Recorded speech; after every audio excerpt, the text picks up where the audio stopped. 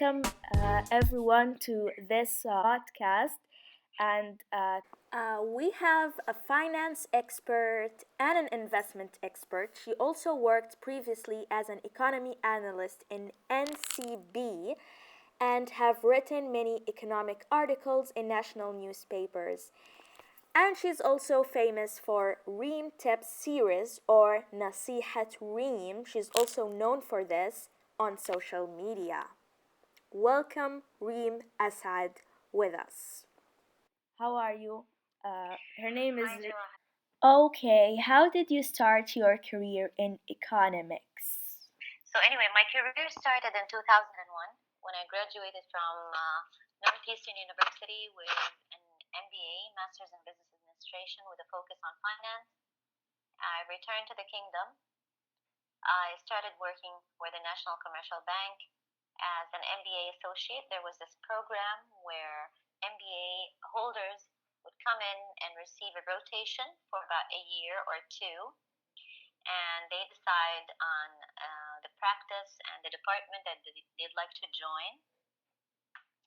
And what my area of choice was investments. This is what I went to grad school for. Okay. So I returned and I did a year with the CFO of the bank back then, and I then moved on to the investment services department, where everything was still starting, and there, back then the regulations where the bank provided investment services, so it was not a separate company as per the rules and regulations today. The mandate of any investment activity within a financial institution today means that that financial institution must be separated administratively and managerially from the investment arm.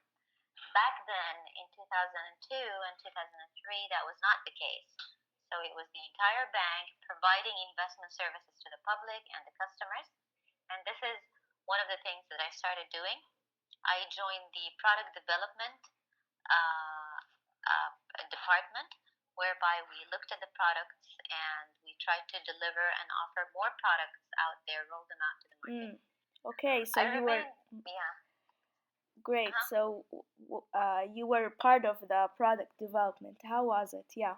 Well, the company where I worked offered mutual fund services to the investing public, and these mutual funds needed to perform well in order to,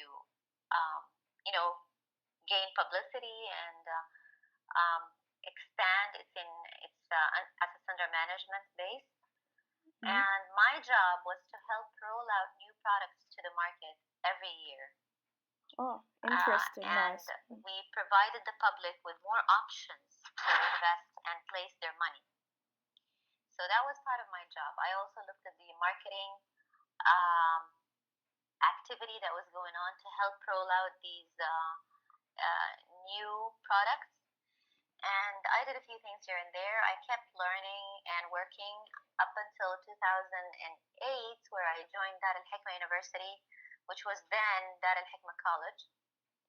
I joined in as an instructor in finance and banking. I worked with Dar al Hikmah for 3 years before I decided to go back to banking. I was also Dar al Hikmah student, so yeah. Interesting, yes. Yeah. I graduated so many students whom I later met at the company where I work today. I met them either as trainees, as co-op students, or even in some cases I met them as full-time employees. So this is very interesting because you get to see the same people in different capacities. Yeah, very interesting. Yeah. So, and then I joined Saudi Fancy Capital Company, which is the investment arm of the Saudi Fancy Bank. Yes. The investment part of it. Yes, yeah. It is a very different experience because I was in a sales capacity and business development, which means that I had to meet clients and talk to them about their needs and their wants and their plans for the future and help them make the right decisions. So today I've been with them for 5.5 years, and I'm very happy. Great. That's the most important thing is to be happy. Okay, and now we're gonna go into another topic, which is, in your opinion, how does you said you're also since you are an investment specialist, like you said, I'm gonna speak to you about also personal financing. So, how does one manage their personal finances properly? And if anyone is struggling with their spendings, and how can you balance between your earnings and your spendings? If you can give us a little Well, tip. yeah, I'll just tell you that any sensible income earner should know that personal finance is based on three key pillars. These pillars are saving, Mm, second, investing your savings, and third, planning for retirement. mm, So when it comes to personal finance, you really need to pay attention to these three things. Um, any wealth starts by building it, and building comes through saving. So there's no point of investing if you don't have any savings. Uh, this savings should grow and become enhanced through investing that money with the objective of growing your capital safely and in a balanced way. And finally, thinking about retirement, one of the key things that I noticed, especially in the region, is that retirement has been always associated with older age, which is not, the modern trend. The most modern trend today is to think about retirement early on and start building your retirement fund and your retirement money way early so that you can, plan properly, take the right steps, and not become fearful of getting laid off or, you know, reaching the age of retirement with very little savings. yeah. So these things, I mean, time is the most important element and factor when it comes to this equation. So, how can We one really, plan for Mhm. retirement? Well, first you plan for retirement by saving a portion of your income for that particular purpose. Mm. So you either create a personal retirement fund. You also need to join your company's contribution plan if you are It's like an the employee. in what we call it, this the like the GOSI that we have. It's similar GOSI to that. is the national, exactly, is the national private sector um, contribution and retirement scheme whereby the company, the employer, matches the percentage of savings deductible from the basic salary each month of the employee. So basically, if you are contributing 10%, your employer should match that 10% and Yeah, avail exactly. another 10% to the GOSI, which compiles all these savings and tries to invest it wisely, grow it, and as you hit the Retirement legal age. age of retirement, you start receiving all your money back on installments. So that's it's like you're planning ahead. So it's the same thing. Yes, Yeah. and preferably if you're not someone who is registered with GOSI or with the National Retirement Program, you can create your own retirement fund by saving portion of your monthly income into that fund and trying to invest it wisely in a very, very balanced way with the proper asset allocation changing with age and circumstances and liquidity needs and risk tolerance and doing what you can do in order to be able to retire comfortably and not having to um, Yeah. try to borrow money or something at a later stage in your life. Yeah, very important advice and tip. How do you think someone can survive quickly from a financial problem if they have a financial problem? Well, first of all, you need to avoid being in debt for a long time at least. So whenever you borrow money, you need to kill that loan as soon as possible. You need to try to pay off all your loans. Any loans. Yes, exactly. Whether they're credit card loans, car loans, home installments. I know home installments are usually very long term. They start from anywhere from 10 years and up. But short-term loans need to be killed as soon as possible because the interest rates charged on these short-term loans are usually very, very high. The other thing is you really need to understand, you need to have a plan. So if you have everything in place according to a plan, you're unlikely to fall into serious trouble. Okay, so planning is the most important aspect. Sure. Good. Yeah. It's all in the planning. Okay, what is your preferred investment type? Like trading in stocks or bonds or investment funds? What do you prefer from your experience? Or it's a little bit of each one. The thing is, people, it's exactly as for if example, you're trying to lose weight. Let's just put it this way. I'll give you an analogy here. You're trying to lose weight, and what do you do? What's your favorite food?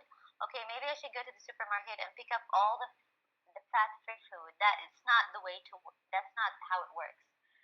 It's just that you have to sit down with a financial planner, or perhaps read a few articles about proper financial planning, and come together with a doable plan that fits within your limits, within your needs and objectives, and follow that plan. So basically, let's say that you're planning to go back to school in 5 years, and after like 2 more years after into grad school, you need to buy a car, and that you need to start purchasing or shopping for a home in 10 years' time, and so on. So you really need to put these things according to a timeline and start thinking about how much all this will cost you and how much you need to save in order to prepare these sums on time. And sometimes you need to make some, you need to drop out a few things off the menu. So let's say that car is not anything that you can afford in the coming 2 years. So you might want to drop that and use perhaps Uber or some other form of transportation, or maybe carpooling with family or relatives. So you're trying to save your costs. Yes. And maybe cut the expenses. Yes, but the key thing here, the first step is to write a plan. What is it that you're trying to achieve? Let's say you're trying to budget for purchasing new furniture for next year. Or a new house. To sit down. Well, new house takes a lot more planning. Okay. But let's say you're trying to plan for something small, as going to school. Next year you want to join this 1-year program that will cost you 10,000 riyals. You need to sit down and think, so I have an income of X amount, and I'm going to be needing 10,000 riyals in 10 months from today. So I need to start saving. Ideally, I need to start saving 1,000 riyals from my income every month for the coming 10 months. How much can I do that? Is it doable? If not, then perhaps I could save 50% of my desired amount from the target amount, and then perhaps borrow the second half. Who should I borrow from? Should I borrow from family and friends? Should I try to take a personal loan from the bank? Should I use my credit card and pay for that education and then pay on installments? So all these things you really need to sit down and think about. Think about your options, think about your objectives, and you need to put a number next to each objective. It does not work in isolation from numerical computation. You need to put things in numbers. Okay, great.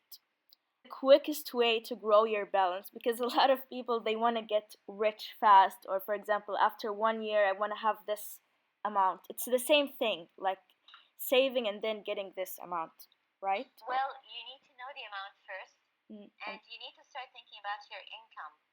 So let's say you're trying to become 10,000 reals richer next year. So you really need to grow that amount. Let's say you have 10, you have 1,000 reals and you're trying to grow it tenfold. That's probably not doable. But if your salary is about 1,000 and you're trying to grow that to 2,000, which is 100% increase, that may be possible with proper investing and proper saving. So the way to do this is that you go backwards. So what is your target amount? You're trying to reach that much. And there are things that we use, there are certain formulas that we use, such as the present and future value of the money. And I talked about that in my podcast, Nasihatri podcast. I Yeah. gave the exact formula and it's all there. It's so simple how to use it. I also gave lots of demonstrations and examples on present value and future value of money Can you say the in my website so people can refer yeah. to it? Well, Nasihat Reem. I did offer a course named The Bread, Al-Ragif, Mm. and the course is offered on mahara.net, which is MAHARAH.net, mahara.net. Okay. The course explains in details how to go about saving, budgeting, um, home planning, and your monthly budgeting, your investments, how to approach investments, what are the common myths in investing, Mm. and then a little bit about retirement planning. It's all in there in that course, and the course costs 270 riyals. Okay, so this is available in Mahara.net. it's an online course. It's an online course, open course, available at any time at your leisure. Okay, great. Um, any tips for the new year? Because we are now 1 month left, and Yeah, people vacation, are. vacation, vacation. Yeah. So Well, vacation obviously is known to be the enemy of your wallet, but it does not have to be this way with early planning. I'm a big fan of planning early for vacations. And by planning, I mean that I try to create a vacation fund. That vacation fund is any pocket money, change, something that I can spare each month that can go toward enjoying a vacation. Now, problem with vacation in Saudi Arabia is that we tend to associate vacation with travel yeah, simply because of very few entertainment options available in the country. In reality, there's a lot that we can do today without having to, travel. travel and purchase air tickets and hotels, and that's a whole budget. I mean, it's crazy. What I think everyone should do is that they should set their expectations when it comes to vacationing. The duration of that vacation, is it 1 month? Is it 1 week? Is it just a few days? Is it nothing at all? The most important element here is to really sit and think about it ahead of time. And perhaps, a vacation means a good opportunity to catch up on things that you weren't able to accomplish during the past few weeks. Perhaps a few things that you want to catch up on some reading, getting together with a few friends, visiting a new restaurant or something. So this concept of vacation really needs to, we need to take a new approach when it comes to vacationing. I personally prefer to completely relax on vacation. Yeah. That does not have to involve any form of travel. Or shopping, or shopping, yes. Yeah. Absolutely. Okay. I want to touch on another topic, which is I know I read about you that you are also a feminist, and you also wanted to be the you wish if you had the job of a labor minister. So why that in particular? I think that was about 4 or 5 years ago. But then I realized that in order to become an influencer, in order to get the job done and to attain your objectives, I don't think you need to become anything. Not a feminist, not a labor minister, not a king. You just need to, um, do the best that you can within your capacity. I mean, today we have social media and our voices are heard Yeah, thank way God. more than you say thank God. There's a lot of ways that we can get our voices out and speak our minds and try to influence our surroundings and the people around us, our circles. So I think the prevalent mentality in the past was that only a government officer can get the job done, which is entirely incorrect. Well, it was probably true in the past, but today we're living in different times. Thank God, I'm much happier today because I think that everyone can get anything done as long as they put their mind into it and they plan it well. Okay, so what do you respond to someone who say that women should not be in leadership roles? Like, we still have this mentality in our society. Mm. Um, I think this is immature. I don't know whoever says that, but I think it's immature.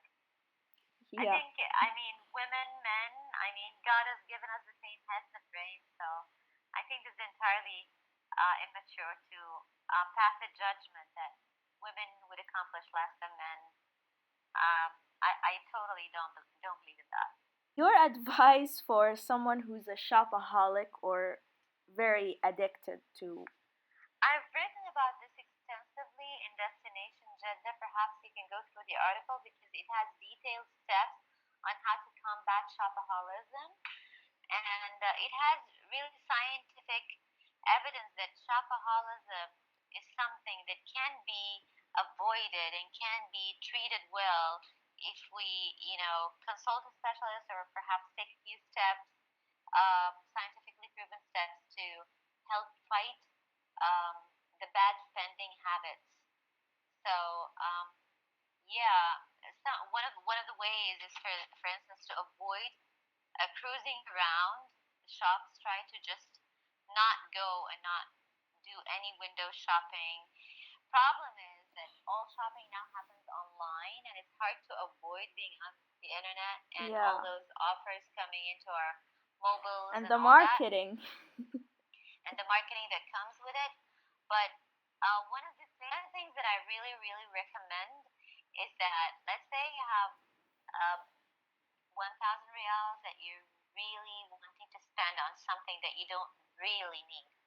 So one of the things to do is to deposit that into a safe and just place the keys or the access to the safe in a safe place where you don't have without easy access, or perhaps deposit it in a savings account in the bank without an ATM card.